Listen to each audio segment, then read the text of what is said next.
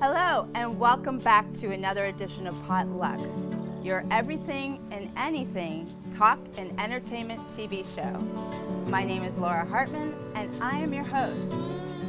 Today, we are at the Fairfax Station Railroad Museum, and I am on one of their sample cabooses that you will see if you pass by on Fairfax Station Road in Fairfax, Virginia.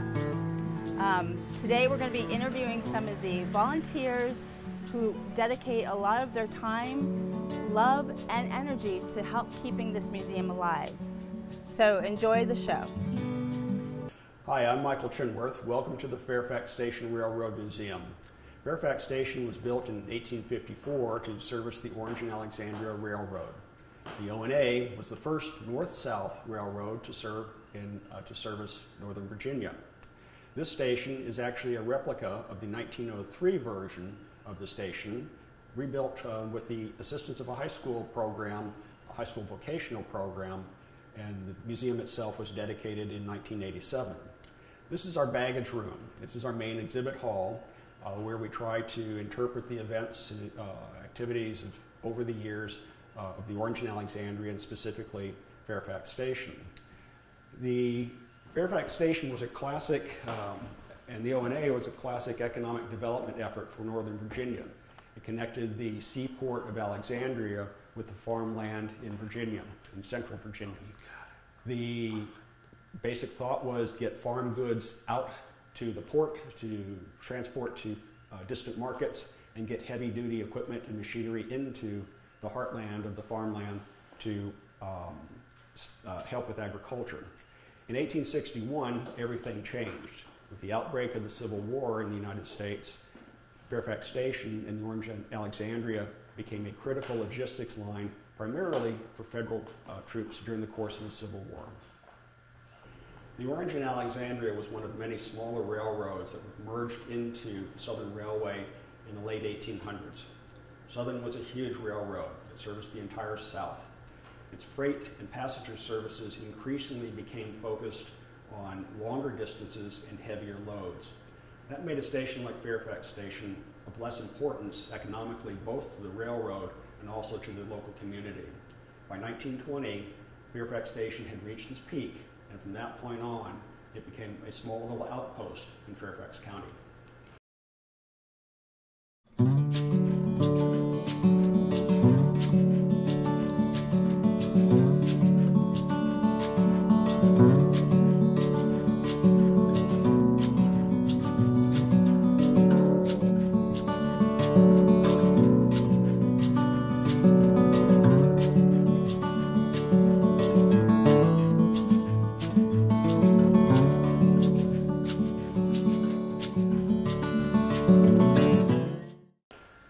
In 1969, Fairfax Station was permanently shuttered. In 1973, Southern Railway announced that it would tear down the old station.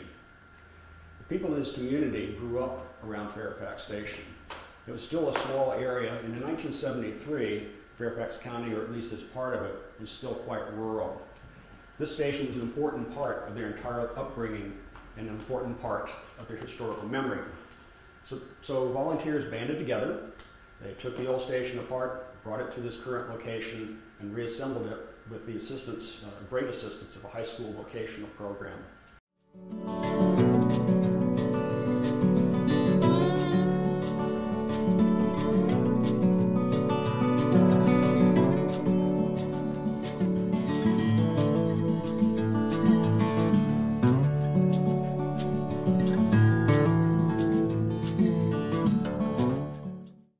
Today we're a museum dedicated in October 1987, opened the doors to our first visitors in April 1988.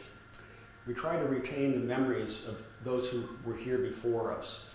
Our artifacts on display were actually used by many of the people who lived right here at Fairfax Station. It represents their life and what it was like during the days when railroads were a predominant form of transportation in the United States.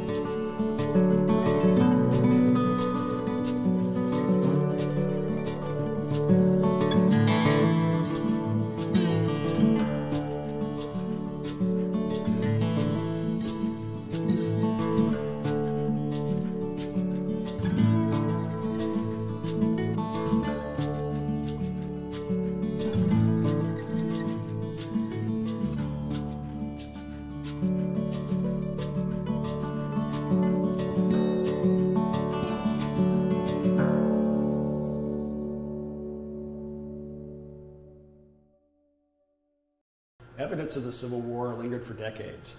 Here at Fairfax Station, one such example was in 1873, when during the course of the summer, with typical Fairfax County summer weather, thunderstorms had washed away and exposed a box nearby Fairfax Station.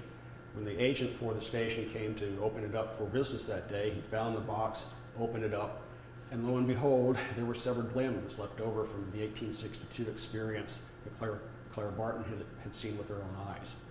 To this day, there are mounds throughout this area, somewhat strange and out of place, but those were probably earthworks that were constructed by soldiers to help defend the railroad. The importance of Fairfax Station during the Civil War was illustrated in 1862. Over 3,000 wounded soldiers were brought here from the Battle of Second Manassas and Chantilly. Among the civilian volunteers who aided the relief effort were Clara Barton and her loyal band of supporters. And it was here at Fairfax Station that experience really shaped Clara Barton's entire approach towards the future American Cross. The importance of Fairfax Station was that wounded soldiers could be brought here, and surgery could be performed in the field, and the most seriously wounded could be put on trains and sent back to hospitals in Washington and in Alexandria.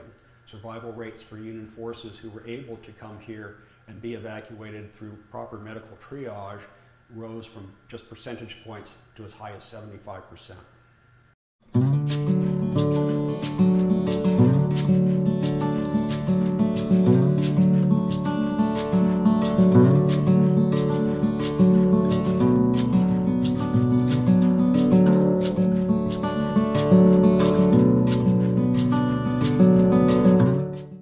Memories of the Civil War lingered throughout this area for years. One such example are the plates we have on display at our museum. They came from a monument that both Union and Confederate forces contributed to commemorate and observe their own fighting with one another in 1863 at nearby Sangster Station.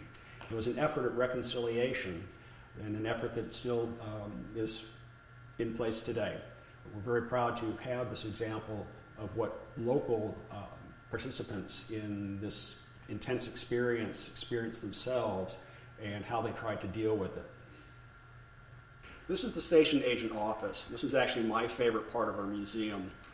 The station agent was the most popular person in town because he was the one who handled the telegraph traffic, not only for commercial message companies, but also for the railroads. He heard all the messages going up and down the line, knew all the local gossip, and of course was very important in communications for the railroad. The rise of the telegraph paralleled the rise of railway transportation in the U.S. Where the railroads went, the telegraphs followed, and Fairfax Station again became an important telegraph stop throughout its life. In 1862, during the Second Battle of Manassas, the telegrapher here had to send messages back directly to the White House as the battle carried on just over the hill from here. You could hear the sound of the gunfire and the cannon fire and all the rest. And you're sending messages back to the White House about the status of the battles. And oh, by the way, the telegrapher here at that time was probably a teenager. So any high schooler today who feels a little bit stressed, imagine how that telegrapher felt, knowing that if he was captured as a civilian, he might very well get shot as a spy. The telegraph faded away until in the mid-1900s. But the telegraph here at Fairfax Station was still active to the very last day of operation in 1969 when they shuttered up the station. This is our waiting room. Here we try to, again, preserve the memories of the people who lived at Fairfax Station and display some of the items that were used here or in this immediate area by the railroad throughout time. For example, these sections of track. This was actually used here at Fairfax Station. This one here was used by nearby Fredericksburg. Believe it or not, this is actually a railroad track.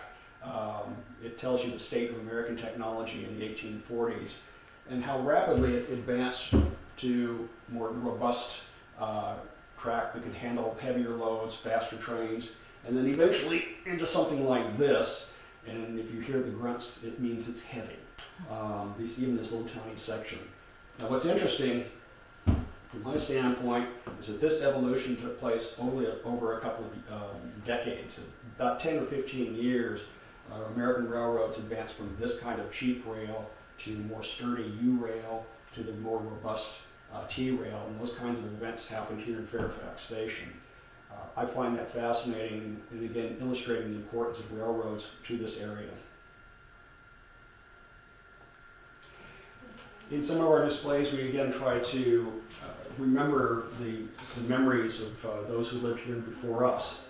Many of the descendants of the early residents of Fairfax Station live in this area today, and they have been very, very important and helpful to the station and its development since its dedication in 1987. This is a representational model of various businesses that railroads supported throughout Virginia. Much of Fairfax Station Railroad Museum is about model trains. We use them to teach and educate, but also we use them to have a little bit of fun. And to be honest, even the adults can't resist the temptation to get a model started.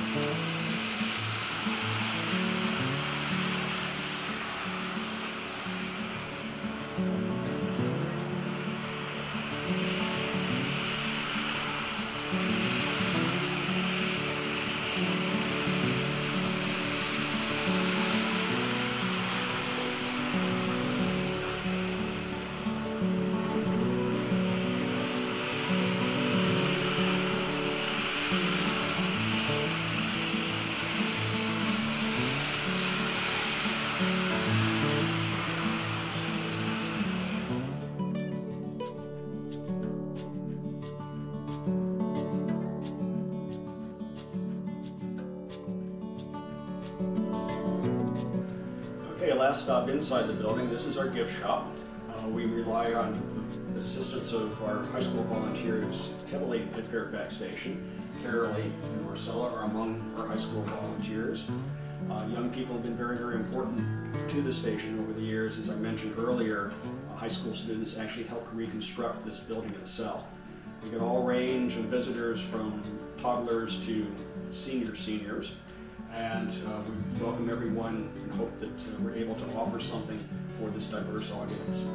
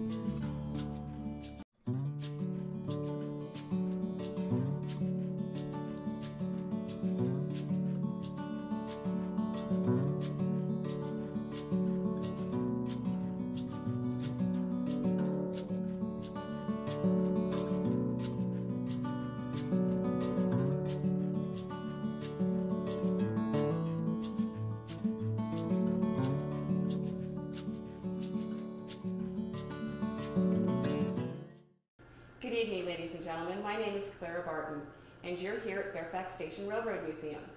I was here in 1862, and when I got off the train, I was fully unprepared for what I was going to see. There were 3,000 dying and injured Union soldiers strewn across the land here between the station and St. Mary's just up the hill. I was here to bring relief, food, clothing, blankets, all approved by Abraham Lincoln. It was the beginning of the American Red Cross. Actually, my name is Deb Mueller, and I'm a reenactor for Fairfax Station Railroad Museum. Myself and several other of our volunteers come at least once a year, more often depending upon our schedule of events, and we reenact happenings here at Fairfax Station Railroad Museum. One of them, obviously, was when Clara Barton did come to Fairfax Railroad Station and do her nursing work. It was the beginning of the American Red Cross. We also have Union and Confederate soldiers that reenact battles. We have encampments, and we do other types of Victorian happenings. We'll have a tea, we'll have ballroom dancing. So Clara Barton obviously is close to my heart as well as close to Fairfax Station Railroad Museum. She is an integral part of what happened here at Fairfax Station, as well as the history of Fairfax Station itself and Northern Virginia. We would love to have more people involved so that we can bring more of Fairfax Station's history to life and to ensure that the heritage of Fairfax Station Railroad Museum and Fairfax Station itself is remembered and ongoing. Welcome back. This is our other exhibit shed, outdoor exhibit shed. Also, funds were donated by generous donors who made possible the purchase and installation of the shed, and we populated it with things that were, many of which were actually used here in Fairfax Station. This is our pride and joy. This is the baggage cart that was actually used here at Fairfax Station over 100 years ago. It was renovated by some of our volunteers, and again, an Eagle Scout candidate finished off the restoration work a few years ago, and then we brought it in here to keep it out of the elements. We're really proud of this. The restoration work is just beautiful. Proud of our scouts, proud of our volunteers who did the work. Most of our volunteers will put in a few hours every week for projects like this. Some are able to come in only for a few hours every month. But every hour of time contributed obviously is valuable and cherished because it leads to things like this. Now over here we have a hand truck of the type that was used here at Fairfax Station. And I want to point out the scale because that's our last item on our little tour here. This scale was actually used at Fairfax Station. And one of the fun stories about it is that at the beginning of the school year, kids from the elementary school up the hill would march down the hill to the station with the school nurse. And the school nurse would put one kid after another on top of the scale and measure their weight. And at the end of the school year, they would do the same thing, come back down one by one, get on this scale to see how much they'd grown during the course of the year. And I like that story for a lot of reasons, but it shows why a station like this was such an integral part of the entire community. And I can understand when I hear stories like that, why members of this small little town were so concerned about the possibility that their station might be destroyed and so committed to preserving its memory. We're here inside our newest exhibit area. These are outdoor exhibit sheds. Very generous donors contributed the funds necessary to purchase and install the sheds, and now we can display so many of the tools and other railroad related items that were used here, or similar tools would have been used here in Fairfax Station area. Fairfax Station included a section house. Section house was the home of a railroad worker responsible for maintenance of a particular section of the railroad line. And sometimes workers would live in the section house or nearby. They would have used some of these tools that are sitting in front of us. We have a range of lanterns, mechanical drills, oil tankers, relays that would have been used for signals and for crossings, and some tools that most people don't see often, but are still used in one way or another today. My personal favorite is this guy right here. This is a track drill. In the old days, workers might have to splice together sections of railroad track. To do that, they had to drill holes through the track and then sandwich what they called little bars on the track and then bolt it all together. To do that, you had to drill a hole or more than one hole through the track by hand. Today it's done automatically, with power equipment, but can you possibly imagine drilling holes through railroad tracks with something like this in 100-degree heat in Fairfax County? Well, people did that kind of thing all the time, and so it's nice to be able to show these tools and demonstrate them to the public so that they get an idea of the fact that railroad work is hard work, and of course anybody who rides Metro today understands that these kinds of challenges and physically intense labor continue today even with automated systems. It's a tough business. standing in front of another item that was donated to our museum many years ago and is currently being refurbished by another volunteer. This is a speeder. This replaced it's a motorized version of the familiar hand cart that workers used to use in the old days to travel down the rails to, say, places for workstations or repair areas and the like. This speeder would carry a crew of 2 to 4 plus their tools. One of the problems that Southern Railway had many years ago with those old hand carts was that by the time the workers actually got to where they were going to do their work, they were totally exhausted from that manual pushing and pulling from the hand cart. So this thing came in very handy. It could do 40 miles an hour. This speeder is being renovated as part of an Eagle Scout project. Eagle Scouts contribute a great deal of their time and energy for all sorts of projects around the station and throughout the country. It's a great program, and we have been beneficiaries of many Eagle Scout projects over the years. We wouldn't be able to stay open without them, frankly. They do so much work because restoring this old speeder to historic, accurate conditions is quite a task. So we're very happy to be able to support the Scouts through these projects, which obviously benefit us as well. And we're back. Now we are on a caboose at the Fairfax Station Railroad Museum, and I am with two beautiful girls who are from West Springfield High School and Lake Braddock. So, what is your name? My name is Carolee Carballo. I'm a senior at West Springfield High School. My name is Marcela Villagomez, and I'm a sophomore at Lake Braddock Secondary School. And both of you volunteer for the museum. That's correct. Yes. How long have you been doing it? I've been volunteering for about 8 months now. Okay. I started actually this January. So. Okay. And how did you find out about the museum, and what brought you here? Okay. So I'm actually in a course that's called Applied History at West Springfield High School, and through the course, first semester it's in class. Learning more about history, and then the second semester you get to choose your own internship site. Oh, wow. Yeah. And I wish they had that when I was in high school. Yeah. And there were a couple of internships, but I chose the Fairfax Station Railroad Museum because I love history, and it was very local, so I wanted to know more about my local history. Okay. And how about you?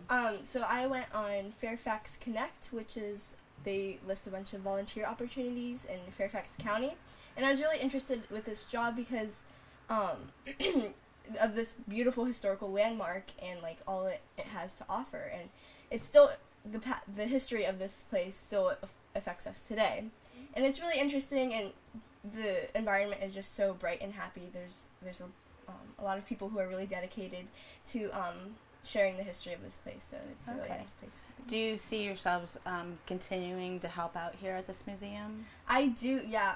I would like to continue here for as long as I can, and every day we're improving in how we adjust different demographics and everything. Okay.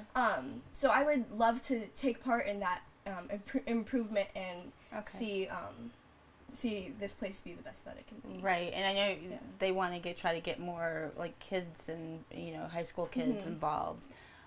Do they have a Facebook page? Like social media? Are you in charge of that? No, I'm not. But They do have a website. Okay. Yes. there is a Facebook page. Oh, there is a Facebook page. Okay, and you guys don't get involved with that. But I bet you could get some kids to come and get involved Social media. and get the word out. That's the best way with today's generation. It's the best way to get in contact with them and spread the word. Okay, great. Well, thank you so much. It was great meeting you guys. It's great. All right. Thank you. Hello, and we are with Ramonte and Nicole Early, who are here at the Fairfax Station Railroad Museum for their 6th annual family reunion. So, welcome. Thank you. So, how did you find out about this venue? And I had no idea that they rented it out for people. Yeah. So we've been doing our family reunion since about 2008, and as it's wow. grown and grown, it's gotten a little too big for our house. So we live in Burke, Virginia, Okay. and I was just Googling. I found the website, we did a visit. There's fabulous indoor space with air conditioned, outdoor space for the kids to play. So the first year that we did it here was in 2013, and we've been here ever since. We literally wow. reserve it the day that we leave for the following year, and it's perfect for our family. Okay, and there's plenty of parking for people. And, Yeah, great parking, accessible. Okay. There's a restroom inside. Like I said, the air conditioning is great for beautiful days like this where, the kids will be playing outside, but it's nice to catch a cool break inside or look at the little train, the model trains. Oh, cool. So especially for kids, the caboose out back is perfect. We have lots of great photos from them growing up through the years and all of the little nooks and crannies of this place. And so it's a really special place to our family. Oh, great, great. Well, thank you so much, and have a great time. Thank you. Enjoy. Thank Yeah, you. yeah. Thank you. Okay. Well, it looks like we've run out of time, and it was a great day to spend and find out all about Fairfax Station Railroad Museum.